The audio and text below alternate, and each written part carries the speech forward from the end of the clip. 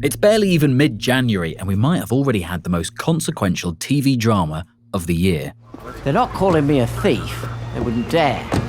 They say money's somehow gone missing from this branch, which it hasn't, and I have to pay it back, which I won't. So I say, prove it. Prove that I'm wrong and you're right. The papers have been full of it for years, but ITV's Mr. Bates versus the Post Office put the gripping, troubling tale firmly in the spotlight.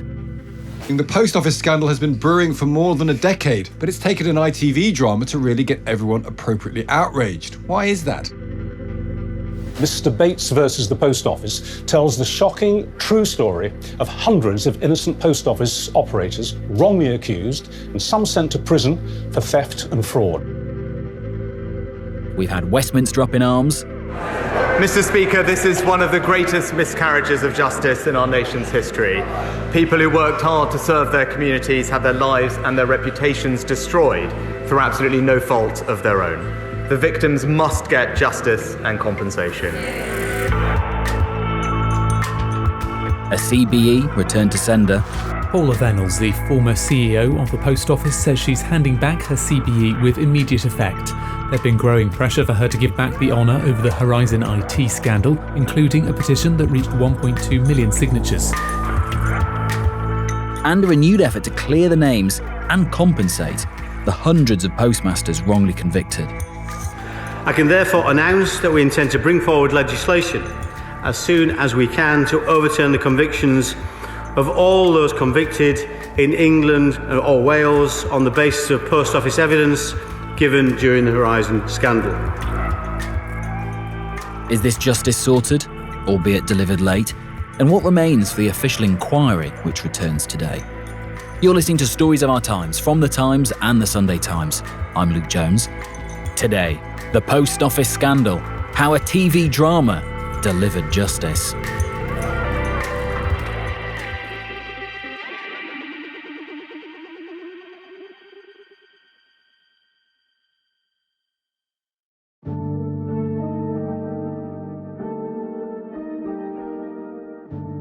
So I'm Tom Witherow. I'm a news and special projects reporter at The Times. I've been covering the Post Office story for about 6 years, first in my old job at the Daily Mail, where we ran a campaign for postmasters, and lastly at The Times, which has picked up the story very strongly. And isn't it interesting that even though people like you have been covering this story for ages, this drama on ITV has really set the public mood alight? The computer system Post Office spent an arm and a leg on is faulty. No one else has ever reported any problems with Horizon. No one. You're responsible for the loss. I haven't got that money, and I don't know where it's gone. Yeah, I mean, I've been joking with colleagues who have been covering it even longer than I have, because this story first hit the newspapers while I was doing my A-levels. That the drama's done more than 10 years of journalism has. Of course, the drama wouldn't be possible without those 10 years of journalism, and everything that was in the drama happened in real life and had to be dug out by investigative journalists. So, and it's interesting how quickly it's gone from public outcry to politicians trying to do something, looking like they're doing something. What have we seen? So in the past week, we've seen a flurry of activity in Parliament with ministers making statements. The Post Office scandal is one of the greatest miscarriages of justice in our nation's history, shaking people's faith in the principles of equity and fairness that form the core pillars of our legal system. The Prime Minister has been challenged on some of these points at events by journalists and members of the public. Now, these things obviously started a very long time ago, and it's right that they're looked at properly. And the stories are appalling. People were treated absolutely appallingly. That's wrong, and we should do everything we can to make it right. This week, they're trying to deal with one of the knottiest issues in the scandal, which is how do we get the 900-odd wrongful convictions that took place between 1999 and 2015 overturned? In roughly 3 years, they've managed to do 93, but the pace is slowing. Postmasters have to come forward themselves to the Courts of Appeal to get their convictions overturned. Many are not keen. They're elderly. They feel like they've run out of energy. They don't want to face another courtroom, understandably. So the political pressure from the drama, it really does require that will from politicians.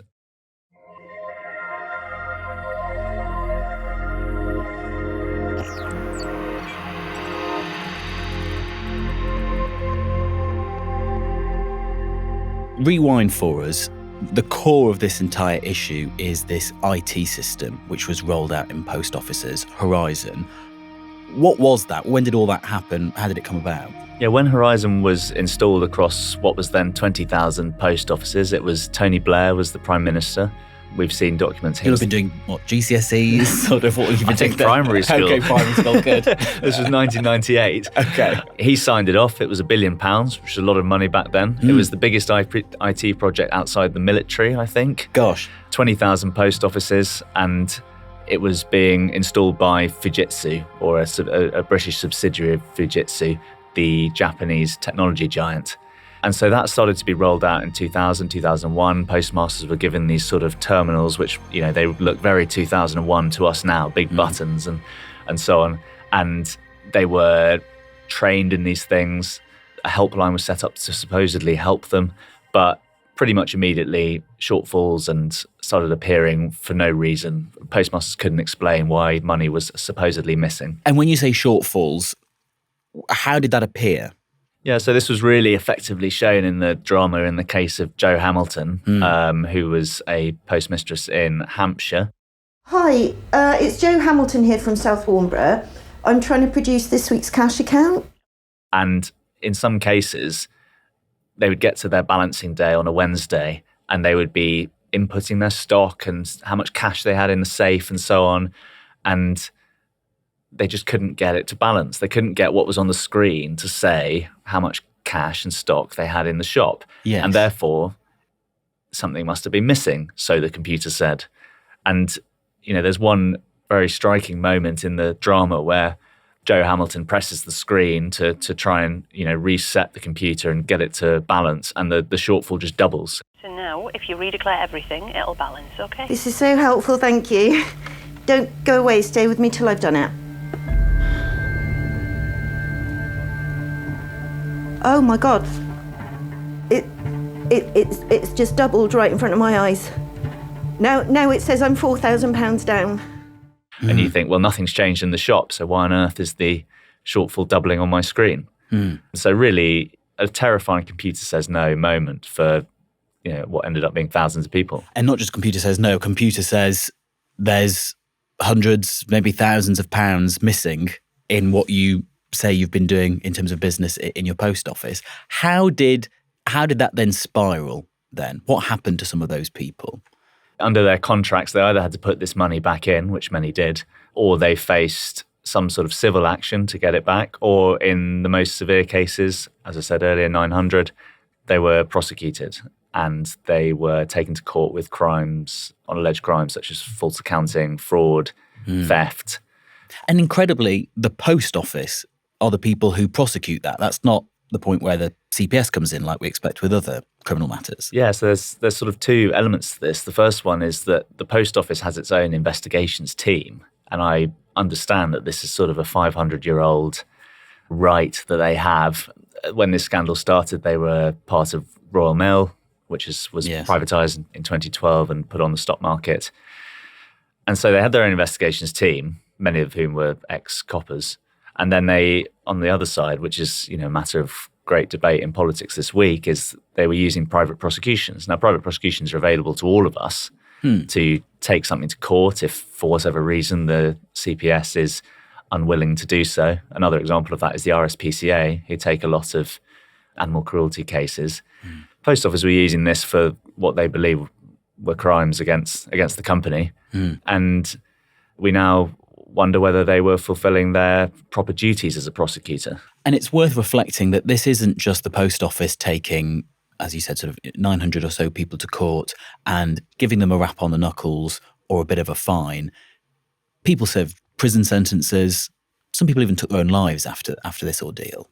Yeah, so out of those 900 prosecutions, about 750 were by the post office, 200 were by others, including the sort of Scottish, Northern Ireland prosecutors. Yes. The CPS did half a dozen. The DWP did a few for benefits-related fraud. And 236 went to jail, we think. One of the people who went through this was Tim Brentnell. He had a shortfall of £22,000 and went to court in 2010. I was prosecuted following a shortfall at an audit, which they demanded I paid back to avoid a theft charge. And as soon as that was done, they then prosecuted me for false accounting, which I was determined to plead not guilty to because I knew I hadn't done anything wrong. But I was advised by my barrister that I'd be standing up in Crown Court against the Post Office, which was the Crown, and with no sort of mountable defence, I'd be found guilty. So it was much better to plead guilty to stay out of prison.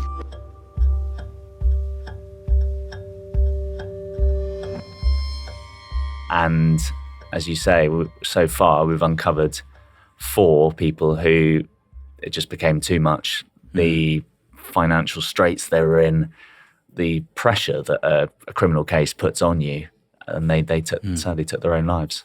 And also, is it still an unknown as to why, well, not necessarily that they took these postmasters to court if they believed that they had stolen money. If you were in the post office, you'd want to pursue that. But why they did it so vociferously?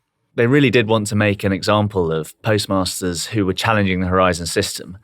The vast majority of them had no basis on which to challenge what was happening to them. They either just paid up or they faced the prosecution.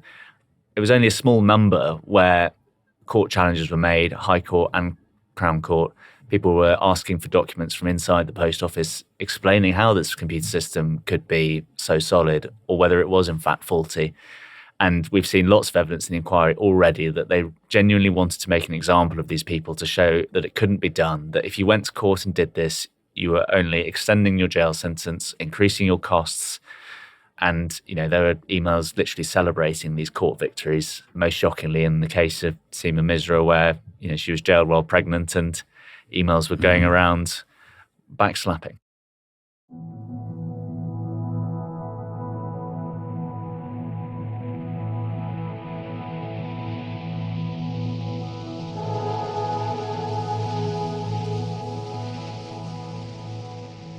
We all know now, Tom, that this came out as to the wrongs that were done, but how did we actually get there? How did the various sub-postmasters who were going through this actually end up joining forces and realise what was going on? So postmasters realised that something was wrong pretty early on. We've got sort of newspaper clippings and letters to MPs from as early as 2003 saying, I think it's Horizon. I think that's why we're getting shortfalls. But they were basically bashed back, and nothing happened until 2009 when a trade publication called Computer Weekly. I don't get it myself. Exactly. Not one that I was reading during my A-levels. They managed to publish a story against legal threats from the post office, which we obviously are quite used to legal threats at the times, but for a trade publication, it doesn't have the same resources. It does show the impact it's had on this whole scandal is amazing. So they published a story of 7 sub-postmasters. That included some of the characters in the drama, Alan Bates, Joe Hamilton, and so on. And that basically revealed to postmasters that what they'd been told all along, that they were the only ones, no one else is experiencing these shortfalls, wasn't right. And over time, Alan Bates did, in fact, bring people together in a village hall, as it says in the drama. And over time, that group just grew and grew and grew from a dozen in that first meeting all the way up to hundreds years later. So that pressure from the media led to MPs joining up to represent their constituents. A couple were in the drama, James Arbuthnot, the Conservative MP, now Lord Arbuthnot. And they started putting pressure on post office bosses as well as ministers. And we've seen this week Ed Davey come under pressure for the way that he handled his communications with campaigners at the time. More on that later. But in terms of once they've got the public recognition, or at least MPs talking about it and newspapers writing about it, that's one thing. Actually getting the wrong righted is another. So what was the legal route that they had to take? They effectively got left going to the High Court because for many years they weren't getting anywhere. Between about 2003 2010 and 2016, they were going through this process of trying to get an independent investigation. That did eventually happen through a forensic accountancy firm called Second Sight, who came in. And that led into a mediation scheme that made the first attempt to try and bring the two sides together and get some sort of agreement on the dispute with postmasters and the post office. That collapsed and failed. Postmasters walked out, and 2 years later, in 2017, they went to the High Court. Through that court hearing, they won a series of kind of judgments, and in 2019, the post office capitulated and settled for £58 million. And before they capitulated, the post office were fighting quite a tough game, were they not? I think on any scale, the case was very acrimonious, and the post office were accused of using very aggressive tactics to try and effectively outspend the postmasters, which when you think that postmasters clearly, they're not going to be a well-funded legal battle. I mean, any sort of group litigation is quite often like that. And, the most scandalous moment in the court case was the post office applied to get the judge to recuse himself. So basically to replace the judge on the grounds that he was biased or unable to fairly judge the case. I mean, it failed, but clearly that was one of the reasons why settlement had to come for the postmasters. They had already fought for 2 years. Months were spent on lawyers dealing with this recusal application, and eventually they settled. So the postmasters had a victory, but still there were questions to answer. When did we then get this public inquiry? So the great value of the High Court for the postmasters was that they had this judgment in their hands which said Horizon is faulty. There are, I think it was 28 bugs and errors in the system that I can identify, says the judge, and they can definitely cause shortfalls. And so this unlocked compensation schemes, it unlocked the appeals that we're now still getting through, but it also led to, as you say, the public inquiry. By then, it became clear that prosecutions were not safe, that people had gone to jail wrongly. This is a state-owned company, and really there was no choice but to get some accountability and to make sure that it can't happen again. And you'd think in a well-oiled system that would be the end of the story, but just again, give us a flavour of how many of the prosecutions have we been through again on appeal, and how much is still waiting to go through? To go through the numbers, it's 900 prosecutions in total. 93 have been appealed. 53 have either been rejected or withdrawn by the applicant. And so that leaves about 750 who haven't come forward. So under the system before this week, postmasters had to bring their own appeal forward to either the Criminal Cases Review Commission, which is a sort of government body that acts as a middleman between the appellant and the court, or they, with their own lawyer, would go direct to the appeal courts. Yes. And basically they haven't done that. Tom, you've taken us through this long saga about how actually it was uncovered, all the problems with Horizon, and how that contributed to the many, many, many wrongful convictions of sub-postmasters by the post office. The ITV drama has had everyone up in arms about it, renewed sense that something should be done. The Prime Minister was in the Commons yesterday announcing a plan. What did he have to say? Yesterday, Rishi Sunak held on to this for Prime Minister's Questions Time, the big announcement of the week, to say that all 750, we assume, convictions from the Horizon system between those years, 1999 and 2015, will be quashed by a single act of Parliament, so bypassing the courts. But today I can announce that we will introduce new primary legislation to make sure that those convicted as a result of the Horizon scandal are swiftly exonerated and compensated. And how will that work? So a lot of this is unclear. We've only got the announcement so far, and the details will be fleshed out in the coming days before it returns to the Commons. But the understanding would be that they would set a sort of date period. They would consider which prosecutorial bodies to include in that, whether that's the Post Office or some of the others, which include the CPS, the DWP, and the prosecutors in Northern Ireland and Scotland. And then they need to consider how involved the Horizon data must be for it to work. Now, it certainly seems from the announcement that they're going to effectively consider any sort of Horizon data involved in the prosecution, so that it is indeed a blanket acquittal. And the problem with the blanket acquittal, I guess, is that there could be, even if it's a teeny tiny number, there could be some people who actually were rightly convicted of fraud or whatever it was. Are there any safeguards announced to stop that from happening and having their convictions overturned? Sure. Well, I think inevitably there will have been, real criminals who were convicted of crimes. As you say, we don't know whether it'll be a tiny number. One imagines it wouldn't be too many. I haven't heard of anything that has been announced, but what was being considered in the days before Sunak standing up was that the Post Office or the CPS could effectively put forward cases so that the CPS apply their normal independent tests of evidence and the public interest to decide whether those postmasters would face a retrial, and the proper evidence could be put before a jury with everything we know now about the reliability of the computer system. Yeah. And, that would be a fair way to ensure that justice happens in both directions. Part of this issue has been that some of these postmasters have just, after years of wading through this, have just not come forward and not wanted to get involved. Is there anything that postmasters have to do, or is this just applied to them? So all we ask is that as part of their claims of compensation, postmasters sign a statement to the effect they did not commit the crimes of which they're accused. Anyone subsequently found to have signed such a statement untruthfully will be putting themselves at risk of prosecution or fraud. And the next question would be then, moving on to compensation, one imagines they would have to come forward and either themselves or through a lawyer get themselves included in the overturned convictions compensation scheme, which is already up and running and has paid final compensation to about 24 postmasters so far. Yes. And are there any changes to what money is on offer in this? For the overturned convictions group, it starts at 600,000, runs into the multiple millions for the worst cases. Sunak did make an announcement on compensation, which is a new interim payment for the Bates versus Post Office group of 555 postmasters who beat the Post Office in the High Court.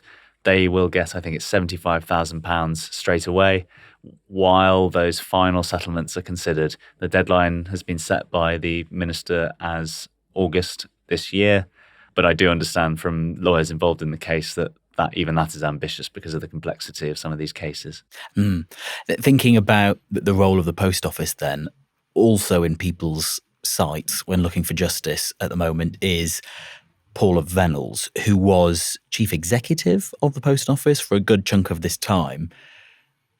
Who's she? Paula Vennells joined the Post Office in about 2007 as network director, so a sort of, executive, just below executive level. And she was promoted to managing director in 2010, so the most senior role in the Post Office, and then chief executive in 2012 following the privatisation of Royal Mail. She stayed in that role until 2019. It's important to say that the problems with Horizon started before she got to the Post Office, and the system was installed before then. But the reason why she's become a focus is because, as we said before, the story hit the media in 2009, just before she arrived in that role.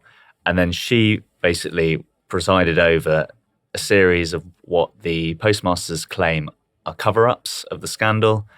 She must have been involved in the decision to take the postmasters to the High Court and presided over the failed mediation scheme at the same time as that independent investigation, which could have been so important and could have brought the scandal out into the open a few years earlier, was shut down.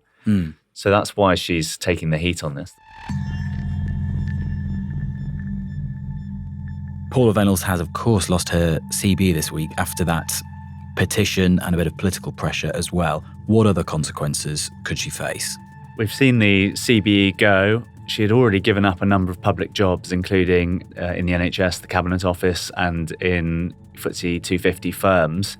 Now there are calls from some sub-postmasters for her to hand back just over £2 million worth of bonuses that she was awarded through her period at the Post Office. And the Postal Affairs Minister yesterday on the radio confirmed that that would be something they look at if the inquiry finds her to be the or a guilty party. So, as we've said before, we don't fully understand her role in this. We know that she was the head of the ship for some of the scandal. And once that has been ruled on by the inquiry chair, that is something that the government, as the Post Office's shareholder, will consider pursuing. And as part of that, she'll have to give evidence to the inquiry, won't she? I mean, are we expecting that? Absolutely. So she'll be appearing later this year, probably in the summer. Yes. Elsewhere, the police have taken an interest in what's going on here that goes back quite a way. What is the current state of the police's investigations into all of this? The police have been involved since 2020 when they received a referral from the High Court judge in the Bates case. And that initial investigation was about perjury relating to two Fujitsu IT experts who were named in the Times earlier this week. That's Gareth Jenkins and Anne Chambers.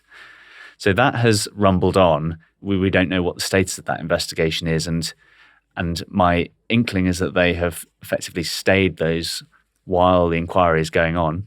And then last week we had, in my mind, a more significant update, which is they're now considering potential fraud offences within the Post Office.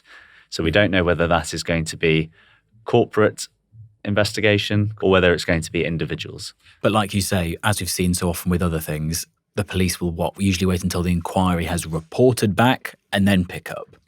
Well, the police are core participants at the inquiry, so they are watching each and every moment of evidence. And as one inquiry source said to me a couple of weeks ago, the counsel to the inquiry, the man who's asking all the questions, is asking exactly the same questions of these witnesses, of these potential defendants, as any police interview would do. Interesting. And on the point of Fujitsu, there was a Times leader earlier this week saying that actually, where are they in all of this, especially when we're talking about compensation? Why is there not justice from them? Why is there not cash from them? Yeah, I mean, Fujitsu have continued to receive massive government contracts. They still have a contract with the Post Office. You go to your local branch today, the system that they're running on is Horizon. Now, thank goodness they're getting rid of it, and hopefully by the end of next year, 2025, they'll have a new system in place. But they are still receiving millions of pounds to run that system. In terms of any contribution to compensation schemes, the government has made it pretty clear that Fujitsu will be taken to the High Court with a new case saying, look what you've done, look what your system has done.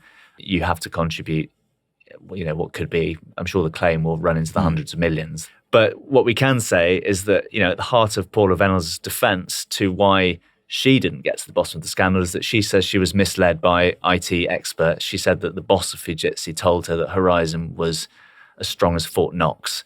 So if Fujitsu were telling the Post Office that their system worked absolutely fine, the Post Office was carrying out prosecutions on that basis, now we've got compensation schemes that could be handing out up to £700 million. That might suggest that Fujitsu will be in a spot of bother come the court case.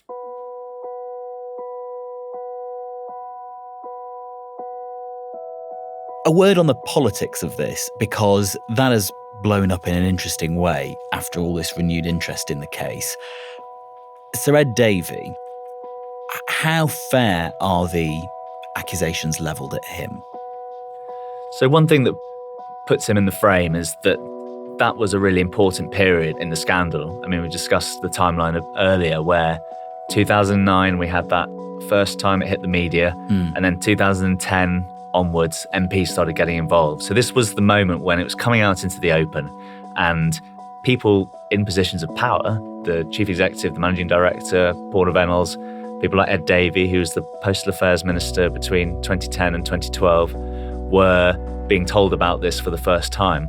I mean, in his defence, he was the first minister to meet Alan Bates. The record shows that he had 3 meetings with the Post Office at the same time, and he ultimately took the assurances he was receiving from his civil servants in the business department and from Paula Vennells that the computer system was working and that the prosecutions were fair. And I suppose listeners can make their own judgment on whether that's good enough. Some postmasters say that this scandal sort of comes in 2 parts. There's bad actors doing bad things and potentially lying or not fulfilling their prosecutorial duties. And then there's people in positions of leadership and power who failed to ask the right questions, failed to dig deep enough and challenge those below them. And Ed Davey is one of the people who comes under that bracket. And it is a sort of cross-party complaint because there are also people criticising Rishi Sunak, because when he was Chancellor and something to do with the compensation scheme, but also Sir Keir Starmer in his role as Director of Public Prosecutions. Just explain what's going on with both of those. So I think the basis of the criticism of Keir Starmer, if it exists, and I think it's misplaced. I think there is something in law which says that the CPS can take over private prosecutions, and sometimes it will take them over and shut them down, I understand. But the CPS itself only carried out half a dozen prosecutions. Some of those have gone to appeal and been upheld. Not sure if that's rightly or not. But I think that it's fair to say that we have a lot more trust in the CPS to prosecute and carry out its prosecutorial duties properly. I think they do something like 800,000 or 900,000 prosecutions per year, and 6 of those over a 15-year period were post office prosecutions. So I think with Starmer, at the moment, my view is the criticism is misplaced. With Rishi Sunak, when he was at the Treasury at the end of that High Court case where the settlement came for postmasters, the Bates versus Post Office case, he was already in the Treasury and became Chancellor about 2 months later. And the criticism there, which came from the former Postal Affairs Minister Paul Scully, was that there was a 3-year delay for that particular group of postmasters to get a compensation scheme. So that was announced in December 22, and the deadline for payments, although I really don't believe it's going to be met, will be August 2024. So that's years of additional delay for them. But to Rishi's credit, other compensation schemes were signed off. So, we've already seen 2,000 under the flagship scheme receiving money for shortfalls that they paid back. And the scheme for people whose convictions have been overturned has been rumbling along. Just finally, can we end on a word about why we're talking about this at the moment? Is part of you frustrated that even though we've had years and years of reporting on this, the ins and outs, those harrowing personal stories that you mentioned there, it's an ITV1 drama that has really put the rocket boosters up this? I mean, it's quite incredible, isn't it? Well, I feel like any progress on the story and the case is to be welcomed. And, I think that the reporting that's been done by me and others has got the wheels in motion. There's been plenty happening behind the scenes that perhaps hasn't come to the notice of the listeners. Compensation schemes have been running. The inquiry's been trundling on, and some of the most sort of blockbuster hearings in that inquiry are going to be this year, including Paula Vennells and some of the ministers we've been talking about. So, no, I mean, I was surprised that the drama got the reaction that it did. And it just shows the power of, TV and the arts to give a side to real life events that us as journalists and investigative journalists can't do. Yes. And Tom, before we go, we should mention that you, also a version of you, is in the drama. What was your line? Gosh, I'm going to have to remember it before you ask me that. So this was, you went to go and door knock on someone. So this was after the end of the High Court case. While I was in my old job, I was dispatched to go and see what Paula Vennells had to say about the settlement and about the scandal. And she had never given any press interviews from memory, maybe once in 2013 or something. So what she thought about it all was a mystery. Anyway, she wasn't enormously pleased to see me. I asked her to apologise and she didn't. And that very short scene was portrayed in the drama last week. Oh God, what was your line? Something like, will you apologise to postmasters, Mrs. Vennells? Mrs. Vennells? Paula Vennells? Yes? Ned Foster, Daily Mail. Would you like to say anything to the postmasters who've been through such a long legal battle? No, I really find this unacceptable. Would you like to apologise to them? Will you just go away? So you won't apologise to them? Go away. Beautiful. The BAFTAs will flow.